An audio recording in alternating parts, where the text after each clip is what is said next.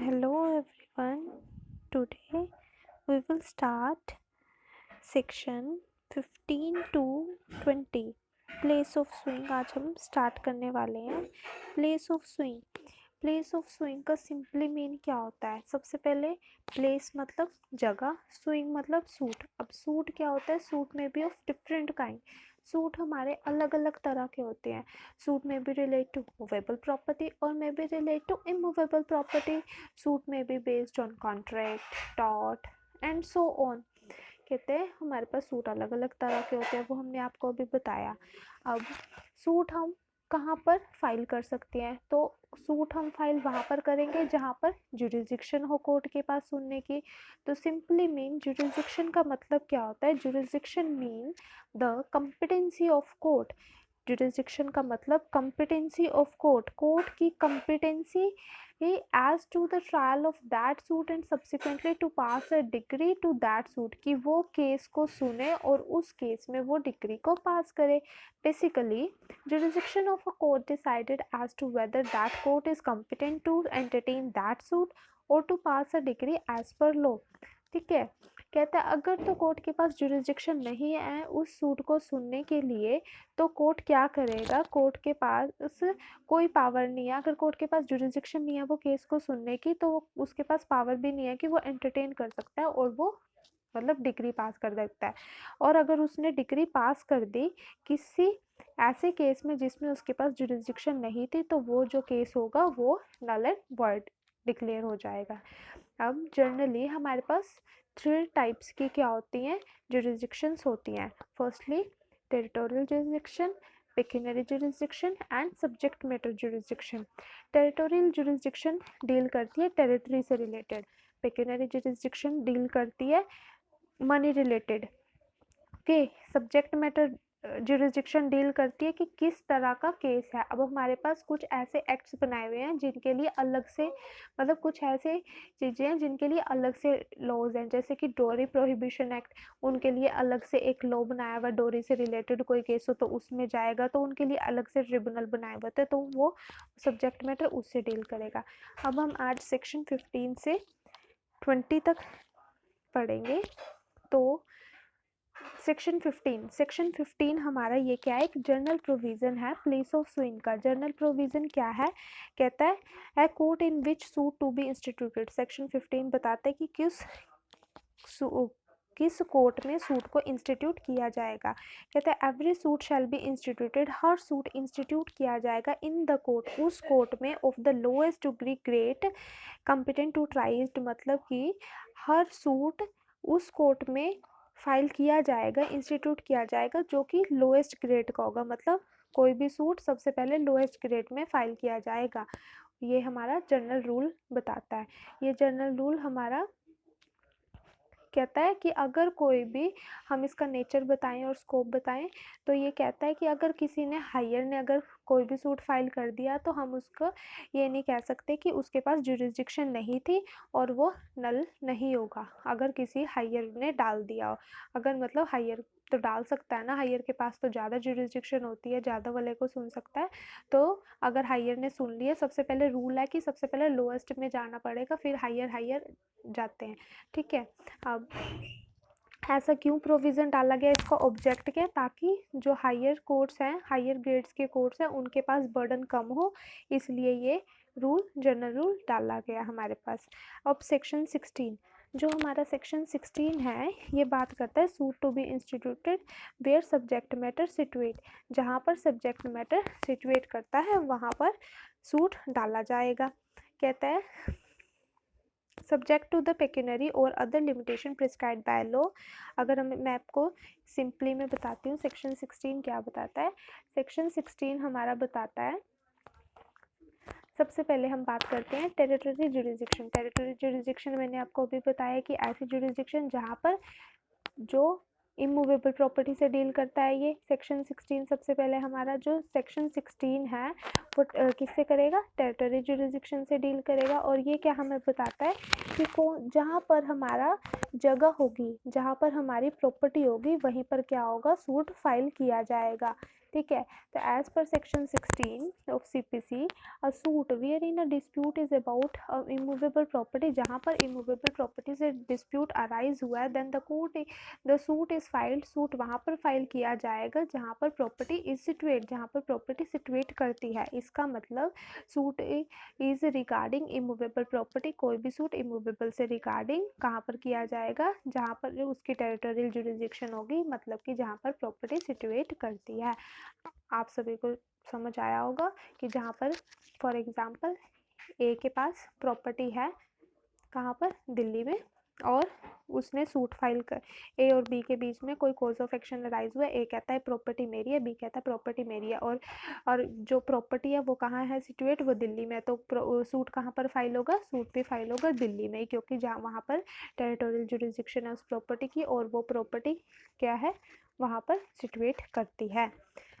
There are chances that one is property situated within the local jurisdiction of two or more court, कहता है कुछ chances हो सकते हैं।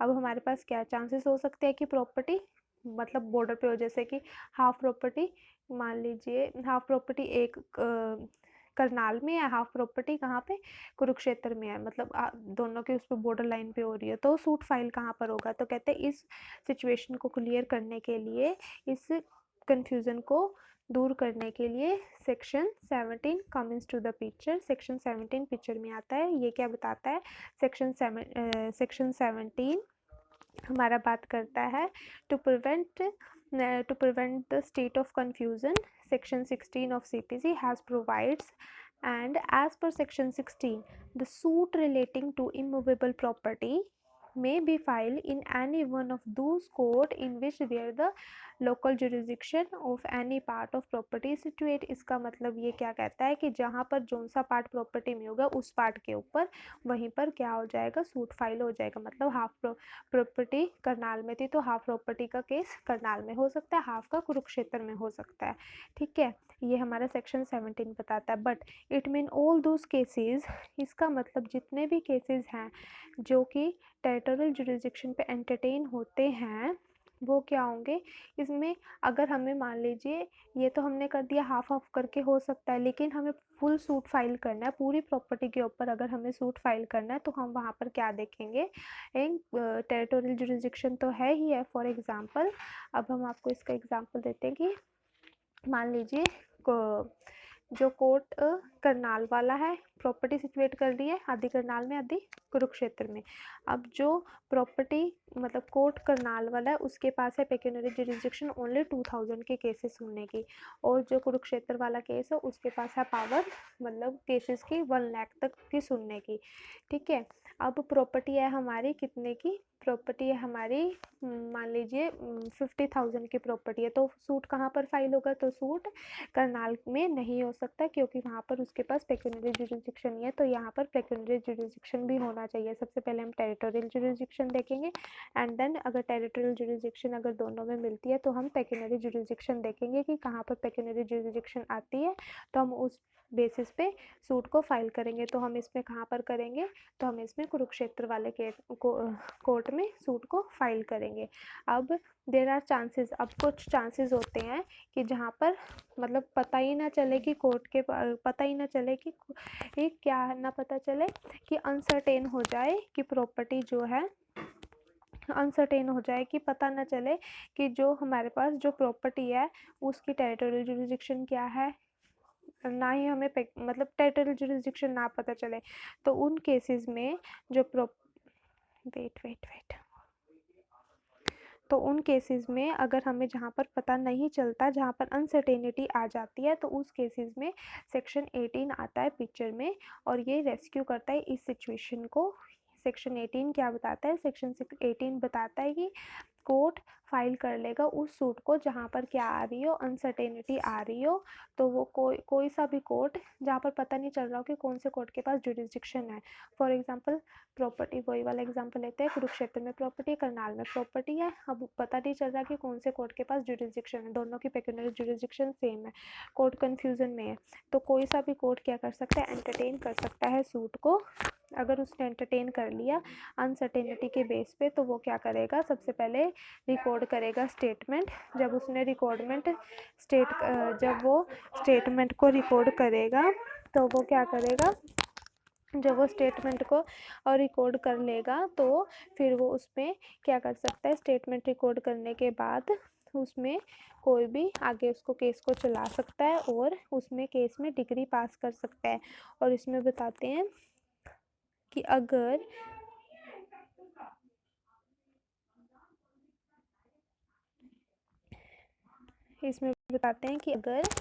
उसने बस यही बताता है इसमें कि कोई भी वो उसमें डिग्री पास कर सकता है। तो इसमें कोई भी अपील, मतलब कि जो उसने डिग्री पास किया उसको ये नहीं कह सकते कि हम इसके पास जुरिस्डिक्शन नहीं थी, क्योंकि उसने उसको पहले रिकॉर्ड कर लिया ना, क्योंकि उसने, तो हम इस पे ये नहीं कह सकते कि उसके पास जुरिस्डिक्शन नहीं थी तो वो ये केस वर्ड होगा, ऐसा नहीं होगा। अब आता है सेक्शन 19। सेक्शन 19 बताता है suit for compensation for wrong to person और मूवेबल। सूट ऐसा जहाँ पर कंपनसेशन हो रॉन्ग के लिए, और टू पर्सन, और मूवेबल मतलब मूवेबल प्रॉपर्टी से डील करता है। ये बेसिकली डील करता है किससे? ये टोट वाले केसेस से डील करता है। इसमें बताता है where a suit is for compensation, जहाँ पर कंपनसेशन का सूट हो रॉन्ग, जहाँ पर हुआ हो किसी पर्सन के खिलाफ, ठीक है, मूवेबल प्रॉपर्टी से डील करता हो वो, तो वहाँ पर जुरिस्डिक्शन कैसे पता लगाएंगे कि कौन से कोर्ट के पास है, कहाँ पर सूट फाइल किया जाएगा? वहाँ पर सूट फाइल किया जाएगा जहाँ पर डिफेंडेंट रहता हो, ठीक है, डिफेंडेंट रहता हो, या फिर वो अपना बिजनेस करता हो, या फिर जहाँ पर कोज ऑफ एक्शन अराइज हुआ हो। ये 3 केसेस हैं जहाँ पर डिफेंडेंट रहता हो। सबसे पहले वहाँ पर जहाँ पर डिफेंडेंट बिजनेस कैरी करता हो, नहीं इसमें तो बिजनेस कैरी करता हो ये है, ठीक है। और हमारा सेक्शन 20 आता है। 20 बताता है कि सूट कहाँ पर फाइल किया जाएगा? जहाँ पर डिफेंडेंट, बहुत सारे डिफेंडेंट्स, यहाँ पर देखिए आप डिफेंडेंट्स लिखा हुआ है, डिफेंडेंट्स रहते हैं जहाँ पर किसी केस में 2 या 2 से ज़्यादा डिफेंडेंट आ जाए।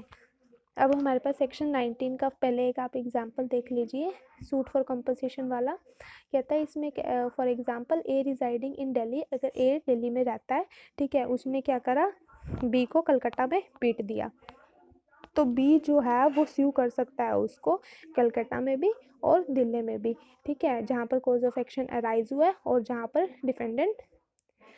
जहाँ पर वो रहता है, ठीक है, जहाँ पर डिफेंडेंट रहता है, ठीक है। अब सेक्शन जो हमारा 20 है वो बताता है कि जहाँ पर क्या होगा? 2 या 2 से ज़्यादा डिफेंडेंट हो, वहाँ पर सूट कैसे फाइल किया जाएगा? जहाँ पर डिफेंडेंट जहाँ पर डिफेंडेंट्स रहते हैं या फिर जहाँ पर कोज ऑफ एक्शन अराइज हुआ है। फॉर एग्जांपल आप देखिए कि 3 पर्सन है, वो अलग अलग रहते हैं, एक दिल्ली में रहता है, एक कोलकाता में रहता है, एक मुंबई में रहता है, लेकिन कोज ऑफ एक्शन कहाँ पर अराइज हुआ है? अम्बाला पे अराइज हुआ है। तो जो प्लेंटिफ है, प्लेंटिफ कहाँ पर सूट फाइल करेगा? प्लेंटिफ सूट फाइल कर सकता है जहाँ पर तीनों डिफेंडेंट रहते हैं, किसी भी प्लेस पे भी कर सकता है। पर इसमें इन सिचुएशन में सबसे पहले हम क्या होता है, ऐसे तो क्या करेगा? एक डिफेंडेंट कह देगा मैं नहीं आता इस कोर्ट में, मेरा तो बहुत दूर पड़ता है, दूसरा कह देगा मैं नहीं आता। तो इसमें प्रोबेबली होता क्या है? इसमें ये होता है कि जहाँ पर कोज ऑफ एक्शन अराइज हुआ हो वहीं पर ही सूट को फाइल किया जाता है। इसमें सबसे ज़्यादा यही देखा जाता है, डिफेंडेंट रहते हैं, ये तो सिर्फ मतलब रिटन है ना ये, तो हम इसको प्रैक्टिकली वे में नहीं, प्रैक्टिकली वे में क्या होगा? जहाँ पर कोज ऑफ एक्शन अराइज हुआ वहाँ पर ही क्या कहते हैं, कोर्ट को फाइल, उसी कोर्ट में जहाँ पर कोज ऑफ एक्शन अराइज हुआ वहीं पर ही केस को फाइल किया जाएगा। Hope you like my video, thank you.